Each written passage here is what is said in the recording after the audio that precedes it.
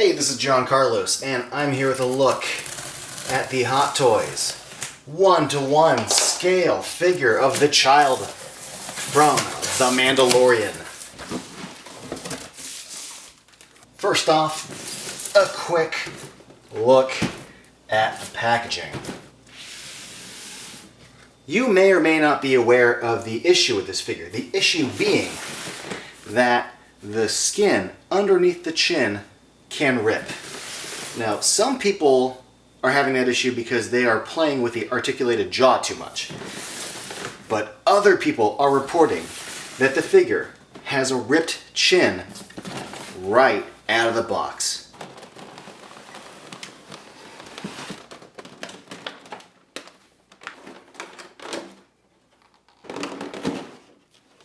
And now for the moment of truth. Well, that's good. Alright, first things first, let's talk about this head. In this review, I will not be articulating the jaw because I don't want to mess with ripping the chin. Reportedly, people who keep the mouth closed, the chin will rip, or if you leave it open for a while and then later start to move it upwards, it causes the chin to rip. There was also cases of like some people theorizing that maybe the first batch or the second batch of figures shipped out were bad batches, but a lot of the first batches that were sent out were fine. The theory that I think maybe sounds the most credible is that later batches maybe sat in like a warehouse or a storage container and maybe got exposed to some heat before they finally made their way to their owner's hands. If the mouth was closed in the packaging and then it sat around for a while, that might be a reason why that happened. Now, this head sculpt. It's fantastic. The wrinkles in the head are excellent. The eyeballs look great. It's made of like a little rubbery material. There's a little bit of squish to it, so that feels neat and skin-like, except for the ears. The ears are hard. You can't swap them out with an alternate set of ears. The figure has hair kind of like plugged in on this top surface here, but not on the ears. In the show, he's got a little bit of hair on the back of the ears, but since he'll be pulling the ears off, I think they didn't include them. But still, this little tuft of hair back here looks good. The shading on his wrinkles look good. The skin paint on this is pretty great. If you've seen the Sideshow statue, I will admit this has the advantage. It has the upper edge. Shading on the nose, shading around the eyes, the sculpt of the teeth inside there is really, really great. It does have a pretty good articulated head as far as the base of the neck goes. I'm not going to be playing with that in this video either. I really don't want to mess with any of the skin area towards under his mouth whatsoever. Now you will notice there is the seam along the side of the head where the ears plug in. That's a problem for some. It's not really a problem for me. I've been collecting, action figures since I was a kid, so I'm used to figures having seams and edges, and I'm not getting a statue with this. I'm getting a figure. So if it has little seams there, that's fine. And they do kind of blend nicely from the front. They almost look like a wrinkle, so that's fine. Now, if the Sideshow statue had seams, that would be a problem. But with this figure, doesn't really bother me too much. Now here's a close-up look at the figure, just so you could see the shading, right, and the spotting right here in between the eyes, the wrinkle of the brow. You can see the shading on the nose.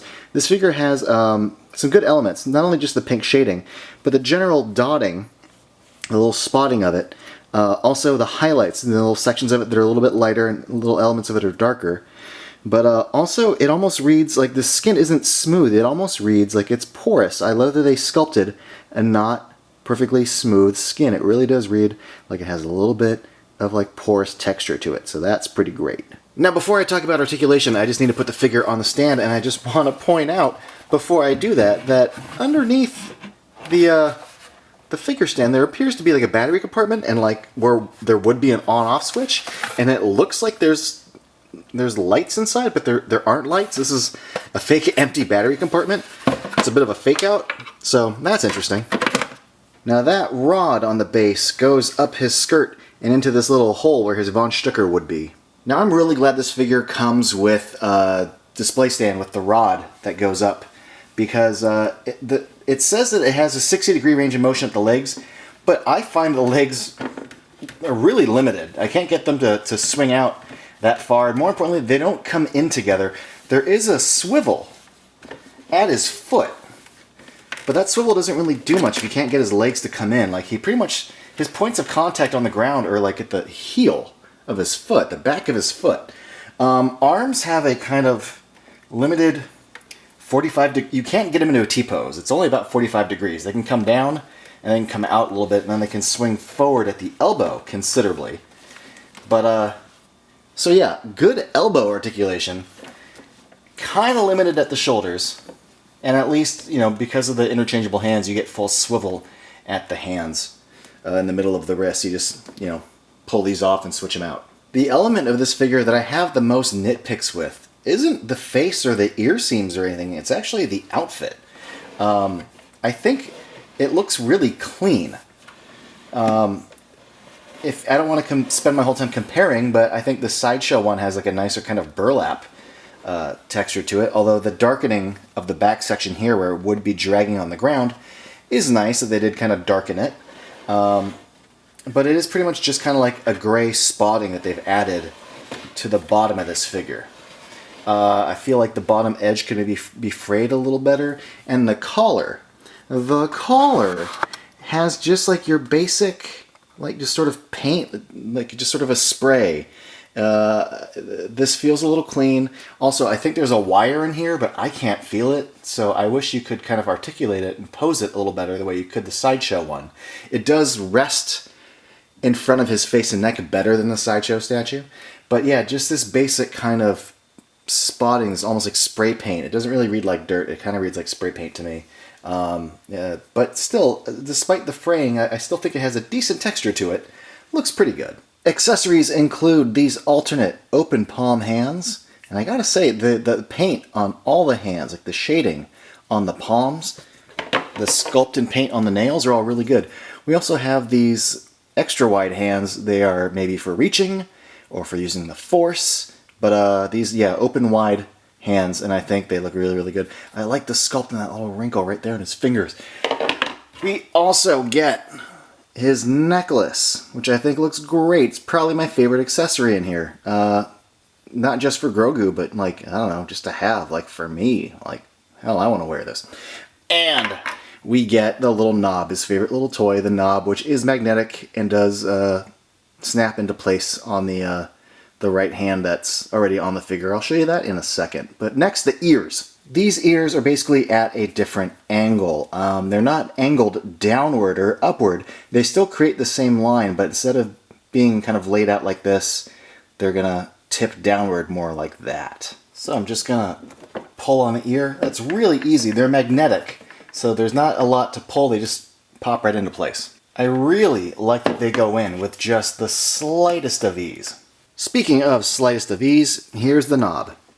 Magnets. Now, I already went over the fact that the figure comes with two sets of alternate hands, the force push hands and then the relaxed palm hands. The figure comes out of the box with this right grip, but this left hand is very similar to the alternate relaxed palm hand. Like, they're almost identical. The only difference is the thumb comes forward a little more on this one. Alright, here he is all gussied up with his necklace, and he's got his little ball in his hand. And now here's the figure with his open palm hands and his original ears put back in. I also tilted the head down just a little bit. It's got good neck articulation.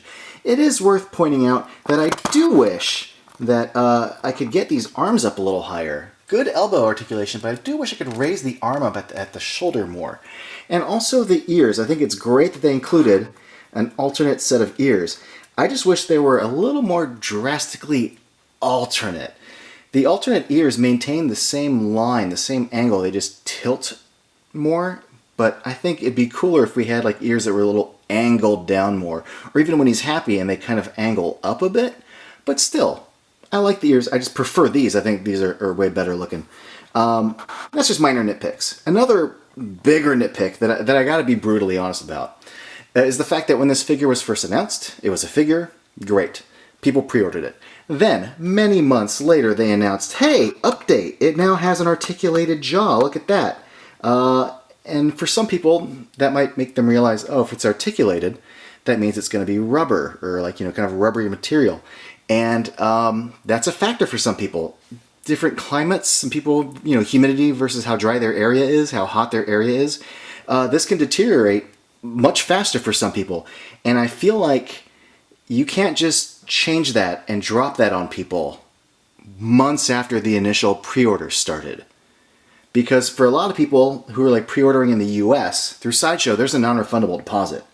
And I think if they knew in advance that the figure's head was going to be made of rubber, that would have been a factor in whether or not they ordered it. And if they did order it and they wouldn't want a rubber-headed figure, now they're out a non-refundable deposit. And that sucks. So, and also the fact that so many people are having issues with the jaw ripping and stuff. Like, it makes me not want to articulate the jaw. Like, I opened it just barely a little bit after I first got it, because I like the way it looks with his teeth showing. But I don't want his mouth all the way open. I think it would look really cool closed, and I don't want to close it because I don't want it to rip, and that sucks. I don't like having that feeling. Other than what I just said, I really do like this figure. It retails for $410. It's got a killer sculpt on the head. The hands, the shading, the paint on it is sublime. It's got a great paint job. I love that it feels like a figure when you pick it up. Like when you pick up the Sideshow statue, it feels like you're holding a statue. But this, with the articulation and everything, it really feels like you're picking up a figure. And beyond all that, I just gotta say, it's so damn cute. Like, look at this guy. He's so freaking cute. Can't stand it. It's a really cool figure. If you like the child, if you like Baby Grogu, and you got $410 lying around, I think it's absolutely worth it. You know, just be careful. Thanks for watching, everybody. Let me know in the comments below what you think of this figure. And if you want to be up to date with all my latest reviews, be sure to click subscribe.